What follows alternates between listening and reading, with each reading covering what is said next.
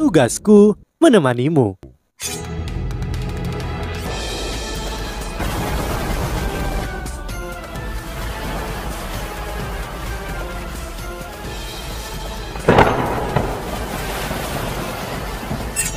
Hai sahabat Pasuk, kembali lagi bersama alur cerita versi novel Solen 2 Sekte Tang yang tak tertandingi. Jangan lupa like, subscribe, dan nyalakan tanda lonceng. Mari kita lanjutkan. Tak lama Sutiaran melihat keberadaan Jusi. Penglihatan Sutiaran sangat bagus. Dia bisa melihat dengan sangat jelas bahwa Jusi tidak mengenakan helmnya. Kelelahannya jelas terukis di wajahnya. Meskipun matanya menunjukkan tekad yang ada di dalam hatinya, menyedihkan baginya untuk mengetahui bahwa permaisurinya telah sangat menderita untuknya. Ini permaisuriku, kalau saja aku bisa. Dia benar-benar layak kucintai. Dia telah berjuang sangat keras untuk ambisiku dan untuk kekaisaran, namun aku masih sangat waspada terhadapnya. Jusi, katakan padaku bagaimana seharusnya hatiku tidak sakit untukmu. Saat pikiran ini melintas di benaknya, Sutiaran mempercepat langkahnya saat dia bergerak maju untuk menerimanya. Demikian pula Jusi juga meningkatkan kecepatannya saat dia berjalan cepat menuju Sutiaran tanpa menggunakan alat jiwanya. Ketika mereka sekitar 10 meter dari satu sama lain, Jusi berlutut di depannya. Yang mulia, suaranya bergetar ketika air mata mengalir dari wajahnya. Sutiaran dengan cepat melangkah maju dan memeluk Jusi yang berlutut di depannya. Jusi memeluknya dengan rasa dia mulai menangis keras. Para menteri dan jenderal tahu bahwa mereka tidak boleh bergerak lebih dekat atau mengganggu momen ini. Mereka bisa tahu betapa pentingnya Jusi bagi Sutiaran dari cara dia memeluknya. Para komandan dan wakil komandan yang mengikuti Jusi juga berlutut ketika mereka menyaksikannya menangis. Air mata mengalir di mata mereka. Ini terutama berlaku untuk Xia Xuanchen, komandan legiun. Dengan mata jahat, dia sudah sangat sedih setelah melihat begitu banyak bawahannya mati di tangan Gereja Roh Kudus. Setelah kembali ke tentara dan melihat bagaimana permaisuri perang sangat menderita bagi semua orang, orang hanya bisa membayangkan intensitas emosi yang terdalam dalam dirinya. Para wakil komandan dari Legiun Naga Kekaisaran juga menangis terseduh-seduh. Bagaimanapun hampir seluruh pasukan telah dihancurkan. Selain itu, mereka tidak tahu kemana persediaan alat jiwa mereka pergi. Tidak ada yang membenci Gereja Roh Kudus lebih dari mereka. Sebelumnya mereka juga adalah orang-orang yang telah menghabisi jumlah besar mas roh jahat dari Gereja Roh Kudus. Itu adalah balas dendam. Sutiaran berbicara dengan lembut. Ayo jangan menangis. Permaisuriku tersayang, jangan menangis. Semuanya baik-baik saja sekarang setelah kamu kembali. Aku akan membuat semuanya tepat untukmu. Setelah menangis sebentar, Jusi perlahan melepaskan diri dari pelukan Sutiaran sebelum mundur 2 langkah. Setelah itu, dia bersujud sekali lagi ke Sutiaran. Aku, Marsal dan Komandan 3 tentara Jusi sekarang akan menyerahkan pengangkatanku kembali ke Yang Mulia. Saat dia berbicara, dia menyerahkan segel atau token komandannya kepada Sutiaran. Sutiaran tidak mengambilnya. Sebagai gantinya dia berkata, "Bangkit permaisuriku, bangkitlah. Jenderal dan komandan setiaku, kalian semua telah melakukan banyak hal untuk kekaisaran kita. Aku telah memutuskan untuk menghargaikan semua karena memperluas tanah kekaisaran Riu. Ikuti aku kembali ke istana." Semua menteri dan komandan kemudian mengikuti Sutiaran sambil memegang tangan Jusi dan berjalan kembali ke istana. "Yang Mulia, ini salahku karena tidak mengelola tentara dengan baik. Aku bersedia menerima hukuman apapun." Jusi berbisik pada Sutiaran, namun Sutiaran menggelengkan kepalanya dan menoleh untuk melihatnya. Dibandingkan dengan ketika dia baru saja pergi, dia menjadi jauh lebih lemah. Kulitnya yang bercahaya menjadi sedikit kusam. Jelas bahwa dia menderita banyak stres selama perang. Bahkan Sutiaran tidak akan menyangkal bahwa akar bisrik sangat sulit untuk dihadapi. Setelah itu Jusi juga harus mengelola konflik antara komandannya dan Gereja Roh Kudus. Orang hanya bisa membayangkan stres yang dialaminya. Ini menjelaskan bagaimana dia memilih untuk mengembalikan segel komandan tepat setelah dia memimpin pasukan kembali ke ibu kota. "Permaisuriku tersayang, mengapa kamu mengembalikan segel?" Sutiaran bertanya pada Jusi. Jusi menunduk dan menjawab, "Tidak mungkin aku bisa mengembalikan kepercayaan Yang Mulia berikan padaku. Meskipun aku sangat ingin berjuang untuk Yang Mulia, aku hanya seorang wanita. Pada akhirnya seorang wanita akan mengalami saat-saat kerapuhan di saat-saat tertentu. Meskipun aku yakin akan mengalahkan musuh-musuh kita dalam perang, tidak peduli seberapa kuat mereka, aku tidak berdaya ketika datang ke beberapa tekanan yang datang dari dalam istana kita. Aku benar-benar ingin bertanggung jawab atas ratusan ribu pasukan di bawahku, tetapi aku mulai meragukan kemampuanku untuk melindungi mereka. Tanggung jawab ini terlalu berat bagiku. Bukannya aku ingin mendorongnya menjauh, tetapi aku benar-benar mengenali batasan kemampuanku. Karena itu aku mendesak Yang Mulia untuk mencari orang lain yang lebih cakap. Aku hanya ingin berada di sisi Yang Mulia dan menghabiskan waktu bersama Yang Mulia dan Yunhan kecil. Air mata segera mengalir di mata Cui saat dia menyebutkan putranya. Sutiaran bahkan bisa merasakan tangannya gemetar. Itu benar. Meskipun dia sangat mampu, dia hanya seorang wanita. Seorang wanita yang hanya bisa tinggal di sisi suami dan anaknya. Sangat disayangkan bahwa anak itu bukan anakku sendiri. Jika tidak. Meskipun Sutiaran melihat Jusi seperti ini, dia menghiburnya dan menjawab, "Tidak apa-apa, kamu sudah melakukannya dengan sangat baik. Sudah saatnya bagi kita untuk menyelesaikan beberapa hal yang telah kamu sebutkan. Kamu dapat yakin bahwa aku pasti akan memperjuangkan keadilan yang layak untuk kamu dapatkan. Kamu pastilah orang yang paling bisa aku percaya dan juga orang yang paling dekat denganku. Sudah waktunya bagimu untuk istirahat dengan benar sekarang setelah kamu kembali. Tentara juga perlu istirahat dan disuplai kembali. Kita perlu mengkonsolidasi kembali kendali kita atas kekaisaran Tianhun. Bagaimanapun, kita tidak terburu-buru untuk menaklukkan seluruh benua.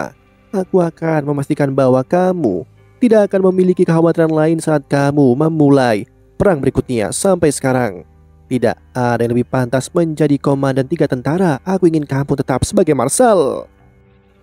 Setelah kembali ke istana, Sutiaran segera mengumumkan hadiah yang tentara dan komandan akan dapatkan. Meskipun dia tampaknya tidak memberikan banyak hadiah kepada Jusi, jelas bahwa dia masih menaruh banyak kepercayaan pada permaisuri di perang. Dia pasti akan mengakhiri hubungannya dengan Raja Roh Kudus. Itu akan menjadi hadiah terbesar yang bisa dia dapatkan.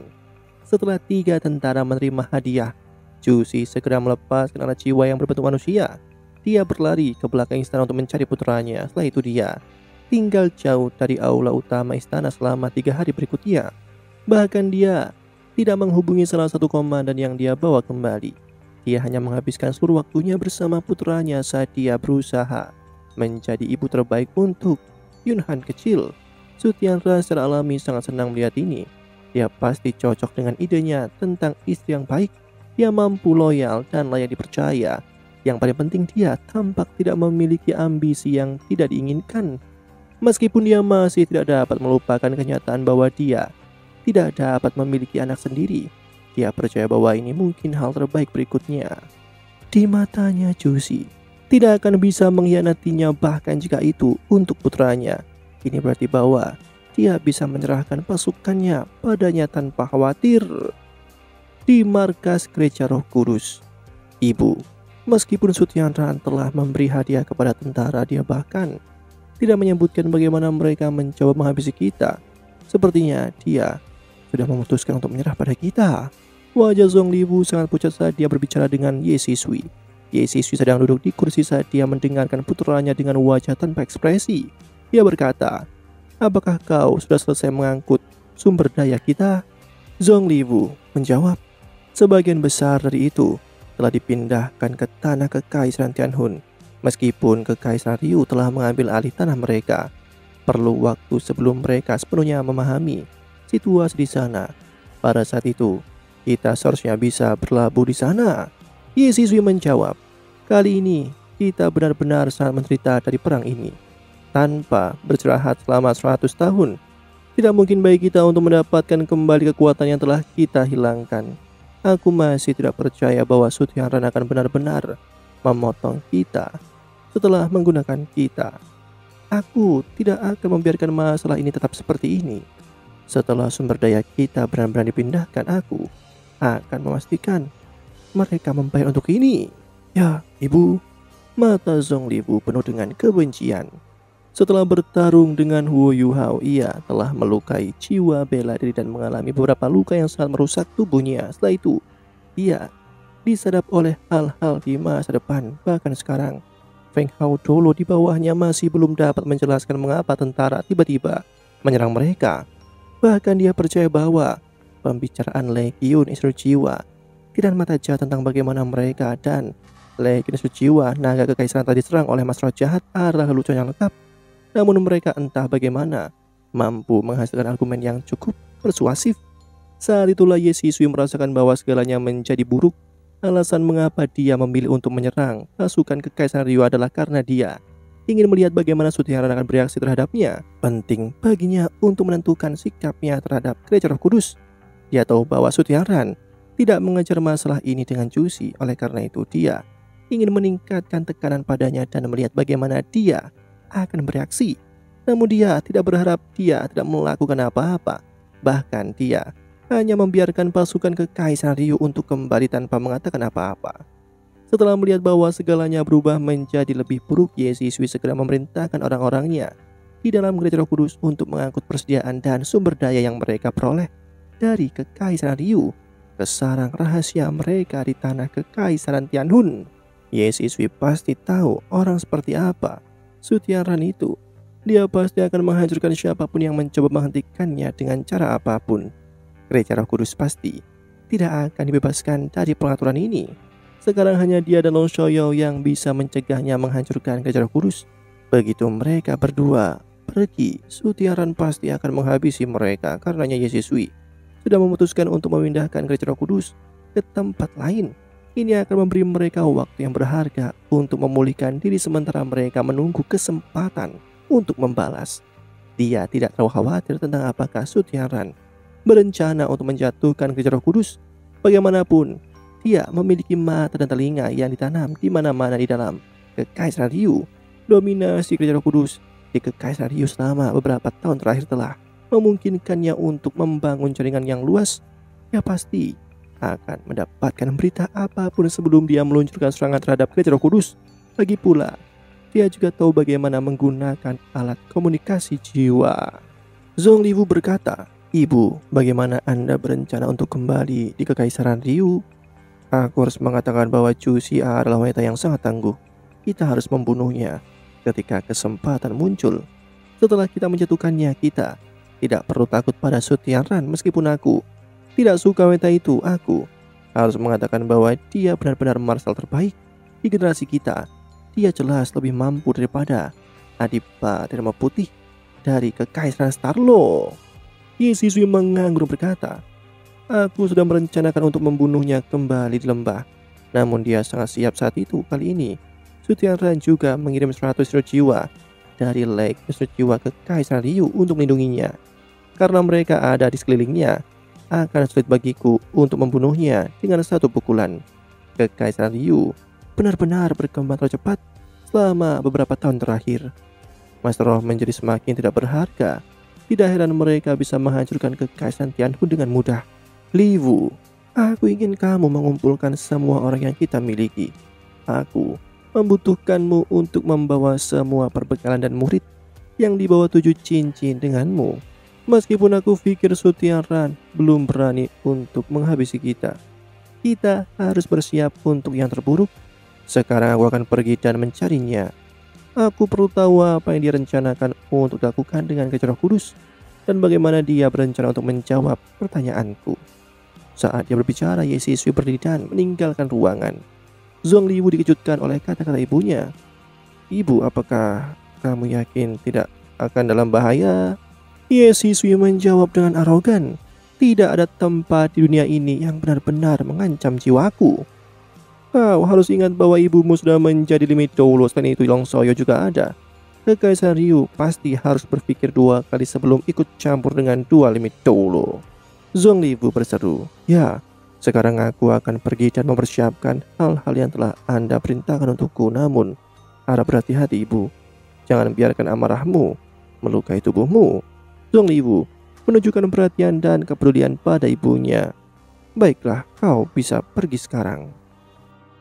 Demikianlah Kisah untuk kali ini, sahabat Pasuk, jangan sedih, jangan bimbang, apalagi galau, karena aku kan selalu menemanimu.